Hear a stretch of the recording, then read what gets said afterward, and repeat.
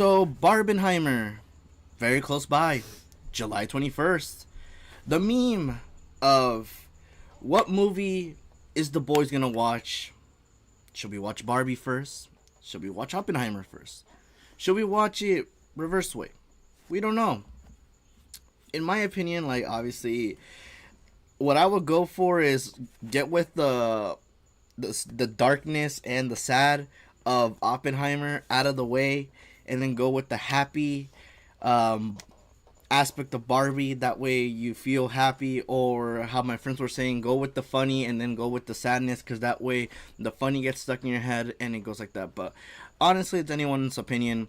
But here's my other what's it called, jab, that it all just depends on the showtimes. Like, if one showtime is earlier than the other, then go with that one and then go from there. I'm going, see ya. All good, thank you for joining. But yeah, but this video is saying that it's more than just a meme, but let's see why. Barbie or Oppenheimer? Which one do you think I prefer? No, I mean, which one do you want to watch first? You are pulling my leg.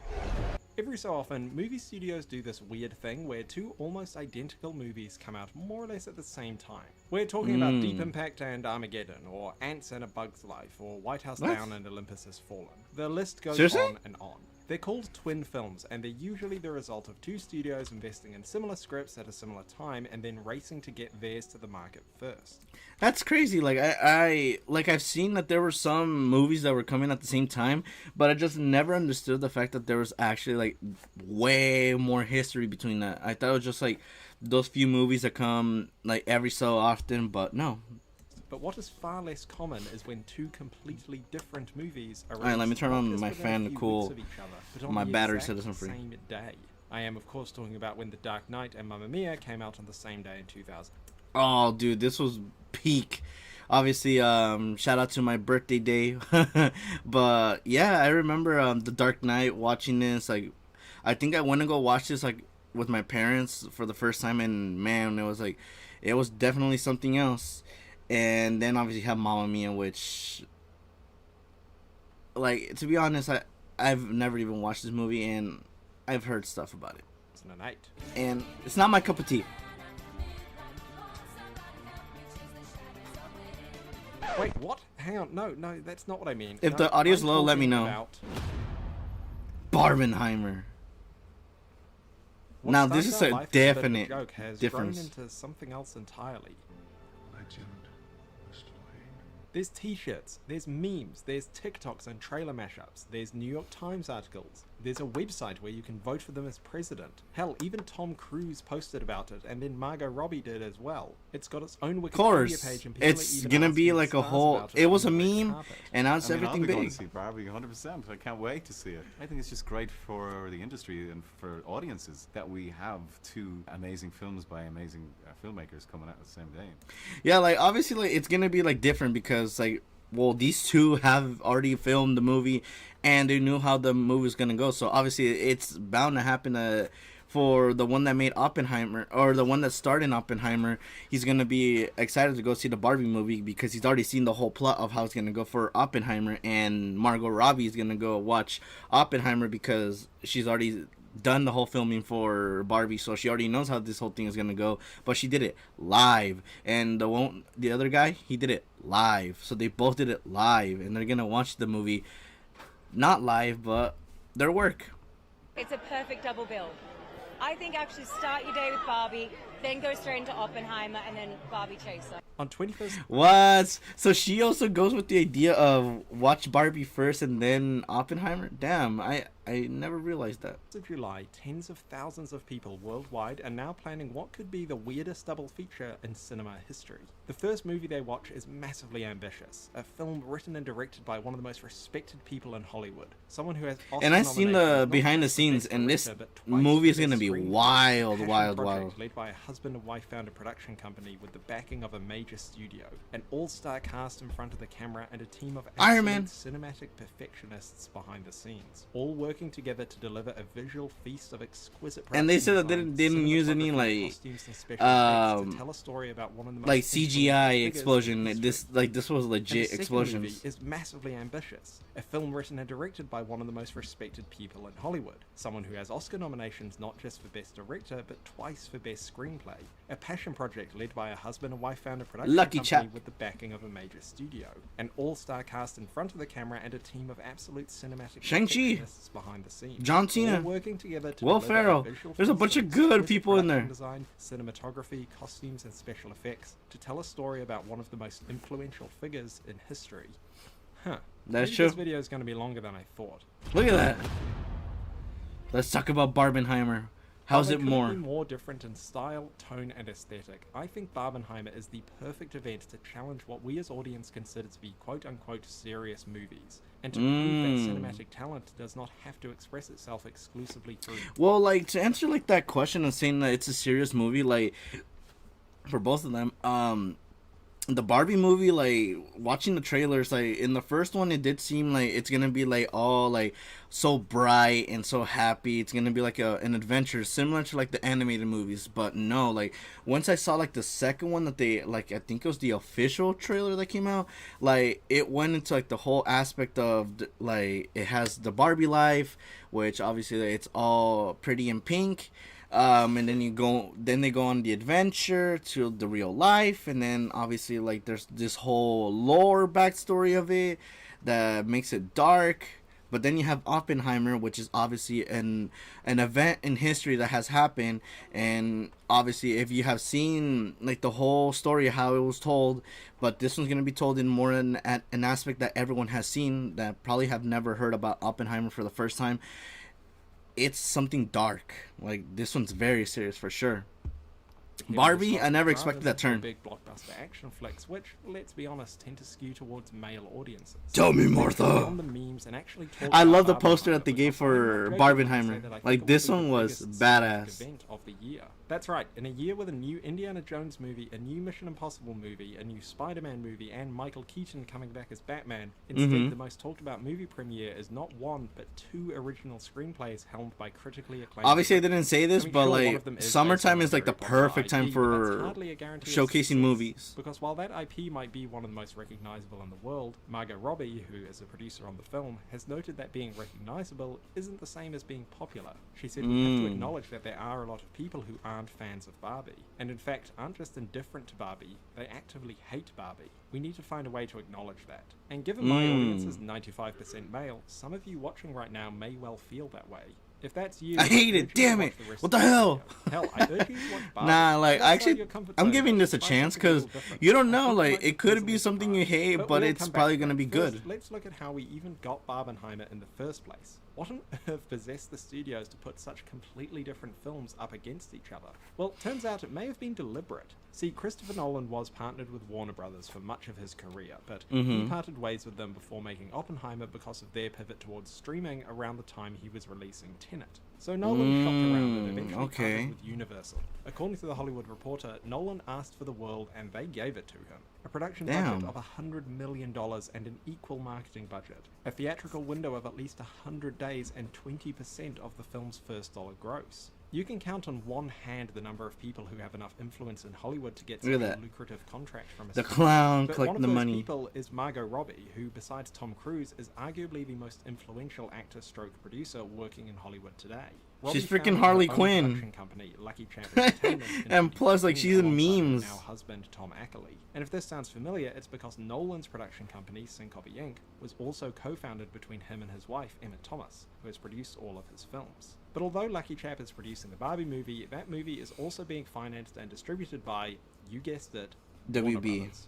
And even though they seem to be making amends now, rumor has it that Warner Brothers deliberately scheduled Barbie to release at the same time as Oppenheimer as a bit of a Damn. screw you to Nolan for ditching the sequel, hoping that it would draw crowds away and impact the film's profitability. But it kind of looks I mean, like this not really, backfired, because it no one gave predicted a Barbenheimer. meme According to be the New York created, Times, and every also time the Barbie fact released a trailer, of Oppenheimer would start trending. saying that, So, oh, ironically we're gonna enough, watch a serious Warner Brothers' movie, but then we decision to have screw over something Christopher that's Nolan has actually gonna be ended up fun. giving him a ridiculous amount of free word-of-mouth advertising. So, joke's on them, I guess. But studio politics aside, I do want to look at the advertising of these two movies, especially Barbie, because, well, it's a lot. As you might expect from a movie based on the most So famous colorful. toy ever, Barbie's marketing is very much leaning into its IP. With Yeah, look at this, like, they're so much colorful.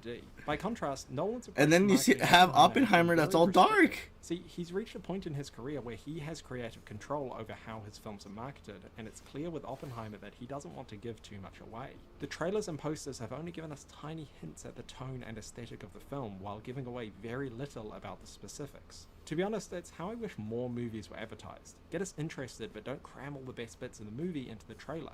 But the best trailer of And they're the year, telling you, like, hell, watch the this best thing in trailer I have seen IMAX in a long because, like, time you was not for don't Oppenheimer, want to miss it was everything. for Barbie. Ding. The teaser released in December last year was sheer brilliance, a direct parody of Stanley Kubrick's 2001 A Space Odyssey, one of the most famous movies of all time that was directed by one of cinema's most famous auteurs, a director who is adored by the mostly male-dominated world of online film criticism. The Venn diagram of people who like Stanley Kubrick films and target audience for a Barbie movie probably has a pretty narrow crossover. But what director Greta Gerwig did with this teaser was tell the world two things. One, it told us that this movie was going to be fun as hell, and two, that it will be completely different to what you expected from a Barbie movie. And this is 100% deliberate. Margot literally Robbie winks said in at an the interview that eyes. people immediately have an idea of, oh, Margot is playing Barbie? I know what that is. But our goal is to be like, whatever you're thinking, we're going to give you something totally different. The thing you didn't know you wanted. This is exactly Damn, what they're this gonna movie showcase promises. us But it did more than that. that By riffing on Stanley Margot Kubrick, Robbie is it the brought in GOAT. a whole audience of film geeks who otherwise I mean, she's already a GOAT with the roles that she's been playing as Harley Quinn. That's all I could actually remember her by, like, Harley Quinn. This a shot? Bringing Nolan back into this, it kind of reminds me in a weird way of how The Dark Knight was marketed. The advertising of that film spent Joker. a lot of time focusing on Heath Ledger's Joker in an effort to convince fans. And that they're the still casting talking was about him. appropriate Rip and the that legend. Give the movie a chance. Because when Heath Ledger was cast as the Joker, the internet lost its mind because at that point in time, he was best known as the pretty boy from all those rom-com chick flicks and the one about the... That is true. Like, you would see, like, this guy, like, being, like, so, like, this nice guy that he would, like, do anything to get the girl at the end. Like, the one that I remember, like, clearly by, because I watched it in, obviously at school, and I obviously watched it, like, at home, and it's A Knight's Tale, that basically, like, he is a poor guy who obviously is just doing his own thing, but he sees a woman that he wants to impress, but he sees that it's from the high power that basically wants to have money. So what does he do? He does jousting with the gear that he has. It may be a little bit weak, but then he starts getting money and he starts upgrading it. He starts making more relationships to the point of getting closer to that said woman and wins her at the end. Obviously, like, the villain rival that's there, and then they fight, and then it's all done and done that they fight. Obviously, the main character wins, which is Heath Ledger, and gets the girl. But it was so much different seeing his role in Joker, because it's one of the most strangest things I've seen, like, when I first watched it, because, like, I didn't know who it was, and also, like, the whole news of everything that went after. Now that I'm grown and understood that it was Heath Ledger, I was like, damn, he actually killed it. Like, that whole role of, like, trying to be, like, psychotic and chaotic, like how Joker's supposed to be, it was insane. Like, there weren't another Joker that I have seen in my eyes who was crazy like the role for like him. Like, obviously now we have Joaquin Phoenix. We have Joaquin Phoenix, and he kills it as well. Like, we see how it goes, but we'll never get another GOAT like Heath Ledger playing Joker. Gay cowboys. In other Like, words, he his was likely role dismissed as an actor as Joker because was the movies terrifying. He had chosen to act in were romances that were largely directed. Be like, at do a you female see audience. how I have Therefore, these he was taken scars? seriously There as it an is, actor nice by the tail. mostly male audience of Batman. Where have we seen that before? Christopher Nolan conceived Oh, his yeah, business freaking, talent and forged ahead with Edward casting him. But knowing being Ledger's Batman. reputation, the marketing had to spend a lot of time saying to the world, trust us, we got this. And of course they did. I They think that did. by parodying such a famous scene from such a famous director, Greta Gerwig is directly appealing to a similar demographic of people who might dismiss a Barbie movie because, well, it's a Barbie movie and it's all pink and girly. This trailer is saying that a movie Nah, can be dude. artistic, well-crafted, Oh, and I can actually brilliantly wear. I have a executed what's it while called? A also being pink funny, button-up shirt. political, Oh, and bro, I yet can actually wear well, that. in Oh other words, shit! the tagline for Barbie should be, I could wear that, "Life's dude. serious." This trailer Bro, shows, well, manly Barbie is men not going to be some wear phoned-in, pink screen movie designed to button-up make quick buck off shirts. some recognizable ideas. Bro, No, I this can is actually going to wear be a that. movie No has way. incredible craft and filmmaking talent behind it. While Yo, that's also actually being pretty an freaking IP awesome. Like, category. wear that You know with what? That's what the Dark Knight a trilogy dark was tie. as well. Movies being built because that around showcases multiple that IPs obviously start as old as movies themselves. Oppenheimer It with the doesn't automatically darkness make and then them the bad pink movies. What makes with them bad movies is that. when profit Yo, becomes that's something actually like crazy. pleasure. Actually, I'm Cutting thinking about corners that. and the general lack of craft, talent, and passion behind the production because no one believes in it. Like The Dark Knight, Barbie is both a giant corporate IP-driven blockbuster capitalizing on a famous brand, while also being a personal and artistically crafted film helmed by a character-focused director. As Gerwig herself said, things can be both and. I'm doing the thing and subverting the thing. Everything we have seen so far from Greta Gerwig's Barbie movie is that it has all Damn, the that's a hallmarks big of brush. film being made by people who really, really care. So emotionally, just remembering like standing in Toys R Us, looking Barbies with the plastic sheet over it, and everything in you wanted to take it off. There's a take it off. bunch of accessories. To go inside the box. That's actually Barbie's wardrobe. This is a beautiful wardrobe that does open and there's all the clothes. The magical wardrobe. Yeah. Now, this may Whoa. not mean much to you, but that's because you probably didn't play with Barbie dolls when you were younger. There No, are but I whole would pages always on see a websites bunch of them devoted like to going breaking like down to the each stores like detail Toys of R every Us that you would like clothing in you the would same see the way that people Legos combing through and then Star you would Wars see on the trailers other piece side by the photo Barbie to dolls spot every and time you would they actually feature see or that there's a reference. whole Like the fact that the bunch outfit of Barbie is accessories wearing for in the them. teaser is the outfit of the original Barbie doll from 1959. People who recognize this Easter egg react in the same way I think a lot of the audience of this channel would have reacted to things like this, or this scene of Batman Begins being a throwback to the first ever Batman comic. The point is that this attention to detail in the Barbie costumes is the same as what we have become so used to seeing in superhero movies. Oh, Crazy what as the it heck? sounds like a Yeah, I film remember that's that. well I remember love that for comic book thinking about moment. adapting. Barbie and Batman both mean a huge amount to millions of people, so when they get adapted to film, those people will rightfully want reassurance that this character that they love... I love the fact that it's not even talking about That Oppenheimer. in particular, the feet felt like a bit of a bat signal in a way. Even if you don't have a personal nostalgia for Barbie, surely you can understand that feeling and respect the filmmakers for acknowledging those details. And speaking is so of filmmakers cute. who respect details, no one is more of a details guy than Christopher Nolan.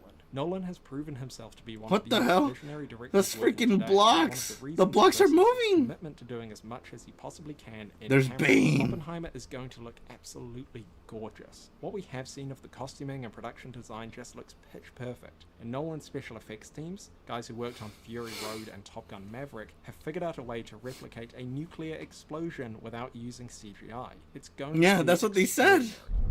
Let's go recruit some scientists. But believe it or not, a similar level of Like, it filmmaking gives you the craft aspect is on that it's gonna be display in scary Barbie, just in a because of the completely fact of what different way. happens We've already after that. talked about the level of detail in the production design and costuming, but Greta Gerwig has also talked about her cinematic influences and how the look of Barbie is very much inspired by Technicolor musicals from the golden age of Hollywood. Because Barbie was invented in 1959, it felt like we could ground everything in that look. She describes those films as having authentic artificiality. You have a painted sky in a soundstage, which is an illusion, but it's also really there. The painted backdrop is really there. The tangibility of the artifice is something that we This is I'm like saying, damn, they're not putting too much emphasis on the effort to just like going like we're going. Holy crap, we're in the water. we're running, we're next with this guy, we're keep on going, we keep on going. Like, it just feels like that. Authenticity here by putting their cast in real settings and capturing everything they can in camera as much as possible. Both Nolan and Gerwig know that movies are not made by individuals. They are made by teams of people who all have to deliver their piece of the puzzle to get it right. A good director is one who enables the people they work with to make the best thing they can, and to rally people behind their vision of the film. Both Oppenheimer and Barbie have all the hallmarks of movies that have a singular vision that every single person involved in the production absolutely understands. Those visions just happen to be polar opposites from each other, and I cannot wait for them both. Darkness anyway, with brightness. And we still haven't actually answered the most important question about Barbenheimer. The question I asked at the very start of this video. No, I mean, which one do you want to watch first? Now, you might think the obvious Let's answer is Oppenheimer. It's a deep, dark, serious movie that deserves your full attention. Okay, see, that's what I'm saying. I'm going with my first theory. This is my first theory, and then obviously we're going to go with the second one that my friend said, and then we're going with the third one, which is obviously timing, whichever one starts first. And time to ponder it and reflect on its themes and messages. Maybe over lunch and several increasingly colourful drinks, before going into the bright, comedic world of Barbie as a visual and thematic palette cleanser. And fair enough too, that's what I'm doing, and it seems the internet agrees. But Ah, damn it. Of course you was going to see a freaking butt. But, like I'm saying, like, that's a good way to start it. Because, like, you're going to get everything out of it. And, obviously, you're going to go then with the darkness. You're going to be, like, all sad. But then you have Barbie to liven you up. think again. Because Oppenheimer is a Christopher Nolan movie after all. And it's actually written into the Constitution that you have to see Nolan movies in IMAX for the best possible cinematic experience. And I don't know if you've ever seen a Christopher Nolan movie in IMAX before. But let's just say that sometimes the audio can be, well... the usual, sir. It could be bad. Let's see. Oh. Oppenheimer is going to feature a literal nuclear explosion, so it is entirely possible that your eardrums are no longer functioning once you leave the cinema.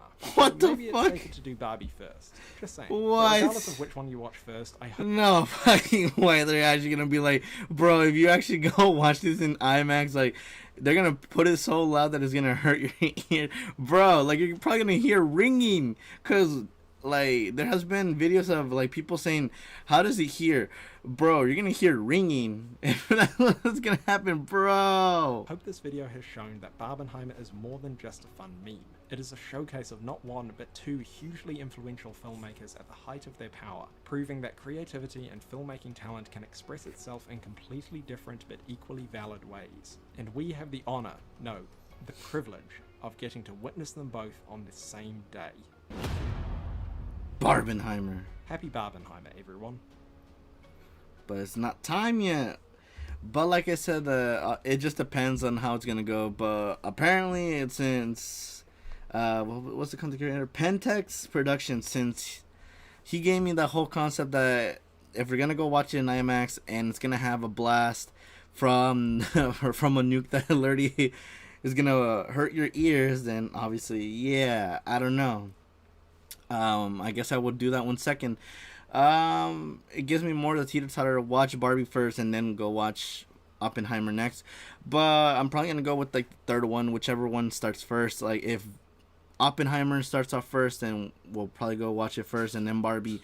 Or Barbie starts first and then we're gonna go watch Oppenheimer. It all just depends how it's gonna go. But honestly, it looks fun. Like the dynamic that how he was saying. There is the Pink and Lively with Barbie, and then you have the dark and black and white filter esque for Oppenheimer. But yeah, like let me know down in the comments which one are you watching first if you're gonna be doing the Barbenheimer experience, because obviously it's a meme that is more than a meme, and now I just can't wait to check it out.